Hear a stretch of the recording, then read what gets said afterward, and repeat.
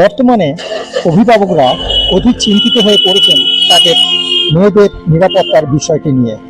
আবার বেশ কিছু অভিভাবক আছেন যারা তাদের শুধু মেয়েদের নয়, ছেলে এবং মেয়ে উভয়কেই আত্মসচেতন করতে চান, আত্মরক্ষার পাঠ দিতে চান, যাতে আগামী দিনগুলি আরো সুন্দরভাবে কাটানো সম্ভব হয়। কিন্তু এমনটি কিভাবে সম্ভব? হাওড়ার বিভিন্ন প্রান্তে সমীক্ষা করতে করতে আমি চলে এসেছি হাওড়ার বেতরের সাতঘরা শক্তি সঙ্গে। এখানে ছোট ছোট ছেলেমেয়েরা এবং বয়স্ক ছেলেমেয়েরাও আত্মরক্ষার পাঠ নিচ্ছে। পাশাপাশি দেখা যাচ্ছে যে যারা বিশেষ চাহিদা সম্পন্ন শিশু আছে তাদেরকেও এখানে বিশেষভাবে প্রশিক্ষণ দেওয়া হচ্ছে। এই সমস্ত বিশেষ চাহিদা সম্পন্ন শিশুরাও জাতীয় ও আন্তর্জাতিক স্তরে ক্যারাটে মেডেল এনে আমাদের গর্বিত করেছে। আপনারা দেখতে পাচ্ছেন এই প্রশিক্ষণ শিবিরে ছোট থেকে বড় বড় ছেলেমেয়েরাও ক্যারাটে প্রশিক্ষণ নিচ্ছে, সঙ্গে বিশেষ চাহিদা সম্পন্ন শিশুরাও রয়েছে। এখানে দেখা যাচ্ছে যে আন্তর্জাতিক মানের ক্যারাটে প্রশিক্ষণ দেওয়া হচ্ছে সকলকেই। ট্র্যাডিশনাল শোটো ক্যারাটে অ্যাসোসিয়েশন অফ বেঙ্গলের সভাপতি ডক্টর মৌসুমী পাল এই প্রশিক্ষণ শিবিরের মূল প্রশিক্ষক। তিনি কলেজে অধ্যাপনা করার পাশাপাশি গবেষণার বিষয় হিসাবে আত্মরক্ষা তথা ক্যারাটে বিষয় নিয়ে বহু বছর ধরে গবেষণা করে চলেছেন। পাশাপাশি তাদেরকে নিয়মিতভাবে কাউন্সেলিং ও গ্রুমিং করে তাদের ভবিষ্যৎকে আরো উজ্জ্বল করতে হবে। তিনি বিশেষ চাহিদা সম্পন্ন শিশুদেরকে বিশেষ প্রশিক্ষণের মাধ্যমে অনেকটাই স্বাভাবিক করতে পেরেছেন। তার তত্ত্বাবধানে পশ্চিমবঙ্গ ও পশ্চিমবঙ্গের বাইরেও এই ধরনের শিশুদের বিশেষ ক্যারাটে প্রশিক্ষণ দিয়ে তাদেরকে সুস্থ করে অভিভাবকদের মুখে হাসি ফুটিয়েছেন।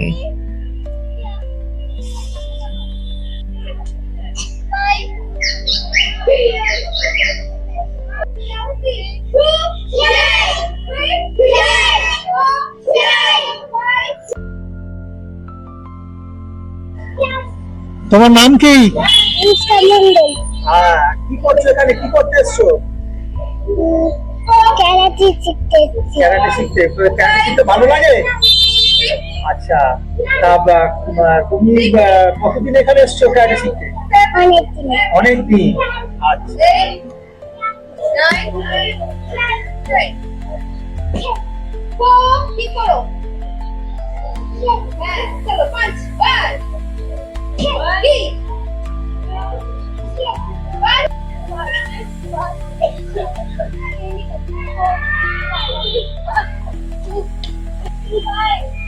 আপনি কোথা থেকে এসেছেন? আমি উলুবেড়িয়া থেকে আসছি। আমাকে এখানে কে শেখে? আমার দুটো বাচ্চা শেখে। দুটো বাচ্চা। তা উলুবেড়িয়ায় আজকে এত দূর থেকে এখানে এসেছেন? স্যার, এখানে খুব ভালো শেখানো হয়, আর ম্যাম এখানে নিজের সন্তানের মতো হাতে ধরে সকলকে শেখায়, এই জন্য এখানে আসে। ছেলেদের মধ্যে কোনো নতুন কিছু মানে ইমপ্রুভ হয়েছে? হ্যাঁ, অনেক বেশি এখানে সুন্দর করে শেখানো হয়, অনেক ইমপ্রুভ হয়েছে। একদম স্যাটিসফাই, খুবই খুশি। আপনার নাম কি? অনিন্দিতা হই, কোথা থেকে এসেছেন? পাঁচলা থেকে এসেছি। আপনার কে শেখে? আমার মেয়ে। মেয়ে শেখে। বয়স? বয়স 12। কতদিন ক্যারাটে শিখছে? 8 বছর। কোন স্কুলে পড়ে? Shine international school, Howrah. Practice করাচ্ছেন, কেমন লাগে? কেমন লাগে বলতে এতটাই ভালো লাগে, এক্সপ্রেস করে, মানে বাচ্চা 3.5 বছর থেকে শিখছে। আজ সে এই জায়গায়, এর আগেও তো 2-3টা চ্যাম্পিয়নশিপও খেলেছে, সেখান থেকেও অ্যাচিভ করে এসছে। এই জন্যই মেয়ে এটা একটা ভালো লাগা, মানে খুবই ভালো লাগা তৈরি হয়। হ্যাঁ, ভালোবাসা খুব খুব খুব। এখন কোথাও কি খেলতে যাওয়ার? হ্যাঁ হ্যাঁ, রিসেন্ট নেপালে খেলা আছে, ইন্টারন্যাশনাল চ্যাম্পিয়ন। একদম একদম একদম 4 জনই প্র্যাকটিসে এসছে। খুব ভালো লাগছে যে আমি অফিস থেকে এখানে এসেছে যে এবং ম্যামের কথা শুনেছি যে মানে এতটা ভালো গ্রুমিং হয় মানে ভাষায় প্রকাশ করতে পারবো না, কারণ আমার মেয়ে 3.5 বছর থেকে শিখছে। মানে শাইনি মানে ছোট ওইটুকু থেকে গ্রুম করে আজ এই জায়গায় পৌঁছেছে। স্পেশাল চাইল্ডদেরও কয়েকজনকে হ্যাঁ, একদম একদম একদম সবটাই স্পেশাল চাইল্ড থেকে শুরু করে মানে স্পেশালি মেয়েদের এতটা ভালো ফোকাসিং করা হয়েছে। সেলফ ডিফেন্সটা খুবই প্রয়োজন। আমি মনে করি এখনকার সমাজে সেলফ ডিফেন্সের বিকল্প কিচ্ছু নেই। একা মানে রাস্তায় বেরোতে গেলে মেয়েদের সেলফ ডিফেন্স শিখতেই হবে। কনফিডেন্স, হ্যাঁ কনফিডেন্স গ্রোথ ভীষণ ভাবে।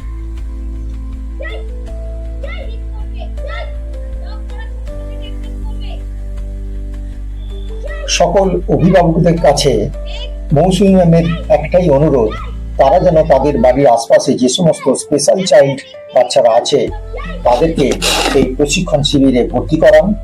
সম্পূর্ণ বিনা পারিশ্রমিকে তাদেরকে ক্যারাটে প্রশিক্ষণ দেওয়া হবে।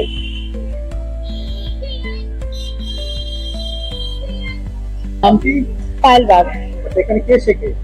ছেলে শেখে। ছেলে শেখে। কোথায় পড়ে ছেলে? ছেলে শাইনি ইন্টারন্যাশনাল স্কুল, হাওড়া। কি ক্যারাটে শেখানো হয় না? হ্যাঁ, ক্যারাটে শেখানো হয়। উনি আমাদের ম্যামই শেখান, মৌসুমী সেনসি। আর এখানেও ভীষণ ভালো শেখানো হয়। ম্যাম ভীষণ ভালোভাবে ভীষণ কেয়ার নিয়ে শেখায়। আমি ওই জন্যই, আমার বাড়ি পাঁচলা থেকে আমি মানে ছেলেকে নিয়ে এখানে আসি। এখানে দিলেন কেন? আরো অনেক জায়গায় তো রয়েছে। না, ম্যাম ভীষণ ভালো, ম্যাম ভীষণ কেয়ার নিয়ে শেখায়। এমনকি আমি ওই জন্যই ওখান থেকে এখানে ম্যামের কাছে আসি। তোমার নাম কি? রাখি আম্বির, সেন্সি রাখি আম্বির। আচ্ছা, এখানে কতদিন ক্যারাটে শেখাচ্ছ? প্রায় 10 বছর। আচ্ছা, তা এখানে কার আন্ডারে ক্যারাটে? সেন্সি মৌসুমী পাল। আচ্ছা, এখানে স্টাইলের নাম কি? শতকান, কোন association? Traditional Shoto karate association of Bengal. আচ্ছা, আর এখানে যে ছোট ছোট ছেলেমেয়েদেরকে ক্যারাটে শেখাচ্ছ, ভালো লাগছে? খুবই ভালো লাগছে। বিভিন্ন ক্লাব, বিভিন্ন আরো এনজিও আছে, কলেজ আছে, তো সেখানে শেখায়। তো আমাদের এই ছোট ছোট বাচ্চাদের শিখিয়ে খুবই আনন্দ এবং খুব সুন্দর লাগে। আমি আমতা থেকে আসছি। হ্যাঁ, অবশ্যই।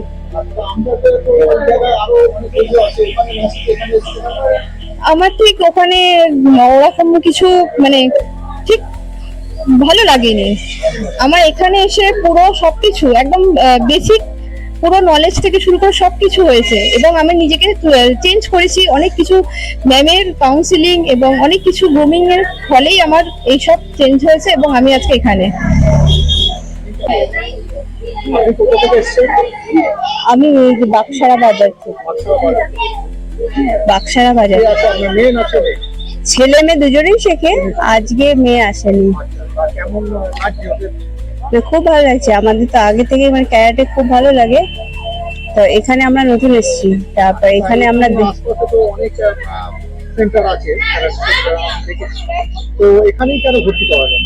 এখানে ম্যামকে দেখে খুব ভালো লেগেছে। অ্যাকচুয়ালি ম্যামের কাছে শেখাতে চাই। এখানে ফটো, এখানে সাইন বোর্ডে ফটো লাগানো আছে। ম্যামকে দেখেই আমাদের ভালো লেগেছে, এই জন্য ম্যামের কাছে শেখাতে এসেছি। ধন্যবাদ। Thank you.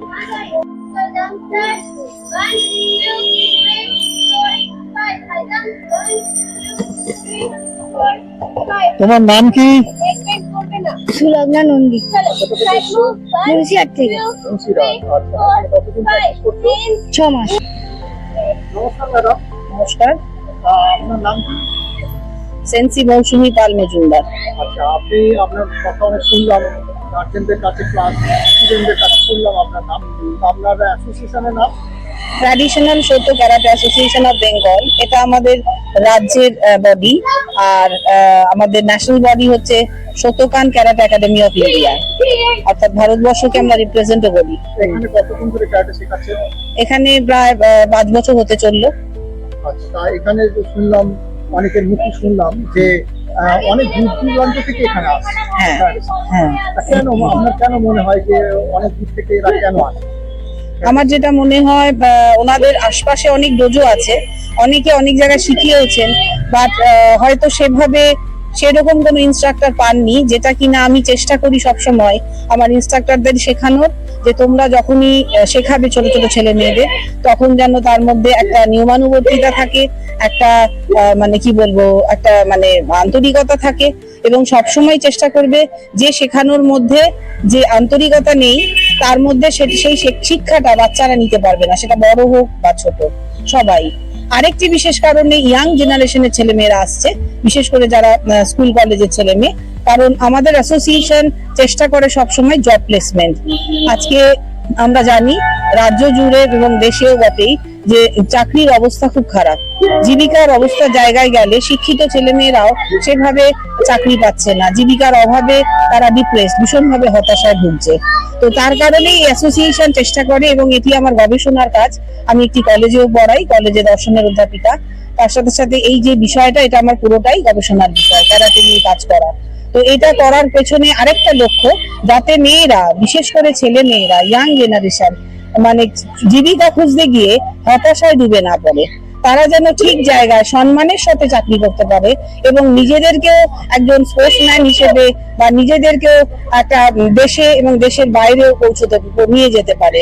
বিভিন্ন ভাবে ওরা চ্যাম্পিয়ন হতে পারে এবং এই চ্যাম্পিয়নশিপ খেলে ওরা ওদের নিজেদেরকে খেলার জগতে একটা নক্ষত্র করে তুলতে পারে। এটাই সবসময় আমাদের লড়াই এবং চেষ্টা। আমি এখানে দেখলাম বেশ কিছু স্পেশাল চাইল্ডও ক্যারাটে ট্রেনিং নিচ্ছে। তো এখানে কি স্বাভাবিক এবং স্পেশাল চাইল্ড দুটোকে একসাথে? হ্যাঁ, যেহেতু গবেষণার বিষয়টা একটু প্রসার করতে হয়েছে, কারণ কাজ করতে গিয়ে দেখেছি এখন সাধারণ ছেলে মেয়েদের মধ্যে অনেক বেশি এই সমস্যাগুলো আছে। সমস্যা বললে ভুল হবে, এটা ছোটবেলা থেকেই যদি বাবা মায়েরা একটু সচেতন হন, আর যদি সচেতন না হন তাহলে তো আরো বেশি সমস্যা হয়ে যায়। তো এই সচেতনতার অভাবে কি হচ্ছে, একটু বড় বয়সে গিয়ে ছেলে মেয়েদের মধ্যে নানান রকম মানসিক ভাবে একটু অন্যরকম হয়ে যাচ্ছে। অর্থাৎ বলতে পারি আমরা একটা মানে কি বলবো, আমরা সাধারণ ছেলে মেয়েরা বা স্বাভাবিক ছেলে মেয়েদের থেকে ওরা একটু বিশেষ ক্ষমতা সম্পন্ন হচ্ছে, কারোর মানসিক ভাবে, কারোর শারীরিক ভাবে।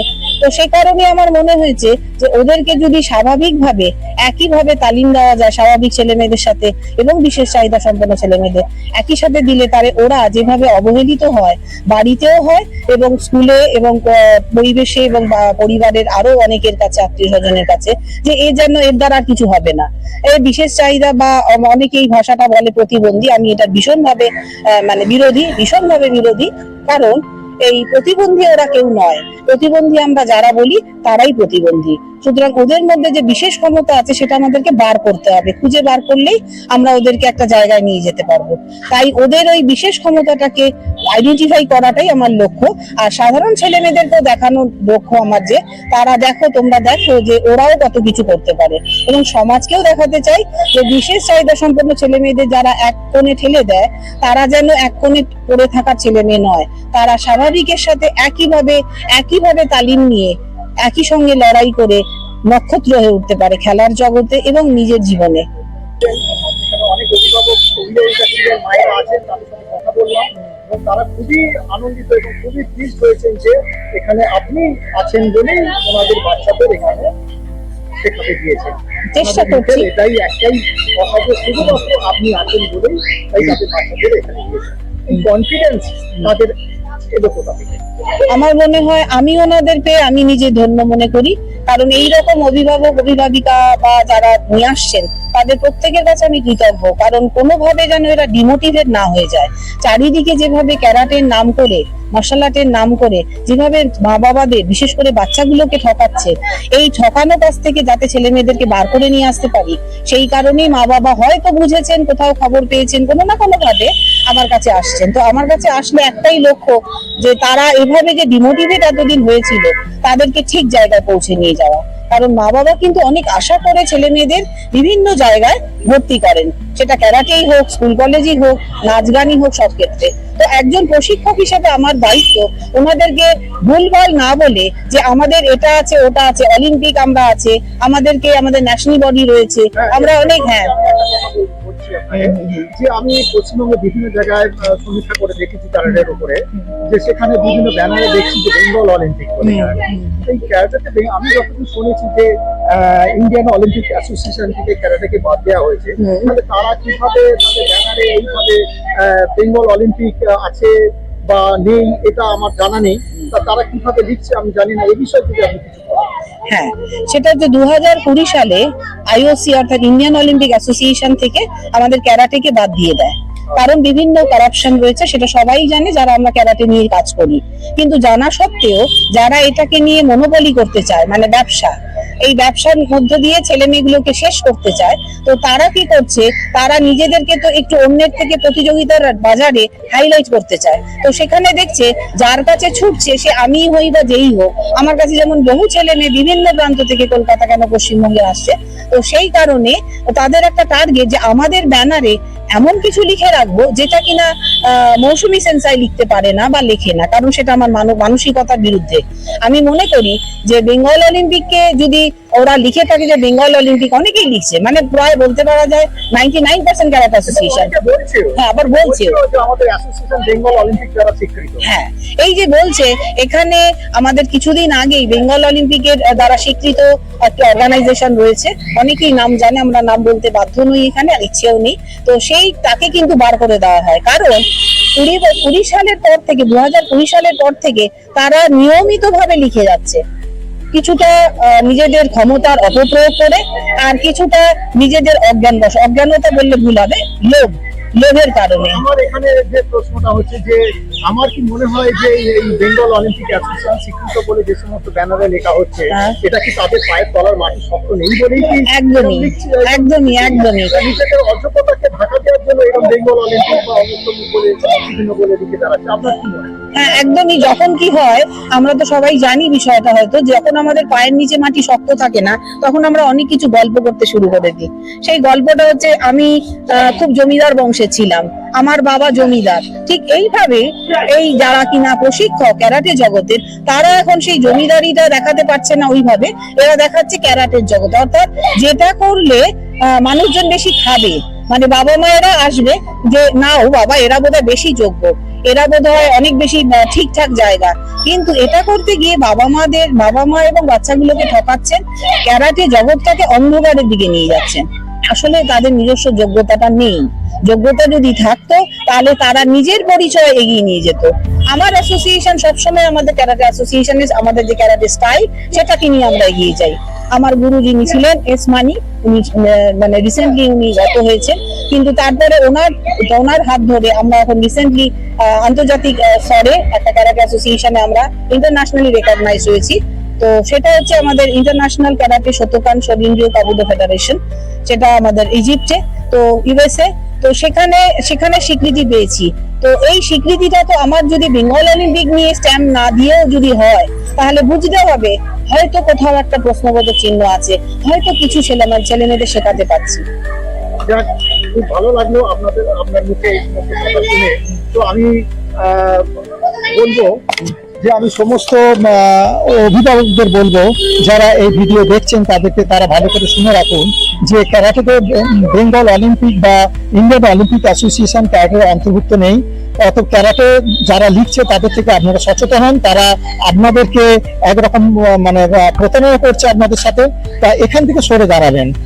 আমার এটা মনে হয়েছে আপনারা ভালো করে যাচাই করবেন, দেখবেন যে সমস্ত ডোজোতে যে সমস্ত মাস্টাররা ক্যারাটে শেখায় তারা দেখবেন যে তারা কি ধরনের ক্যারাটে শেখাচ্ছে, তারা কি ছেলে মেয়েদের উন্নত করার জন্য ক্যারাটে শেখাচ্ছে, না নিজের মানে বিজনেস বাড়ানোর জন্য, নিজের পকেট ভারী করার জন্য ক্যারাটে শেখাচ্ছে, সেইটা আপনারা একটু লক্ষ্য করবেন, আপনারা একটু যাচাই করবেন। এটা আমার অনুরোধ আপনাদের সকলের কাছে। এই বলে আমি ধন্যবাদ ম্যাডামকে ধন্যবাদ জানাই, অসংখ্য ধন্যবাদ আপনাকে।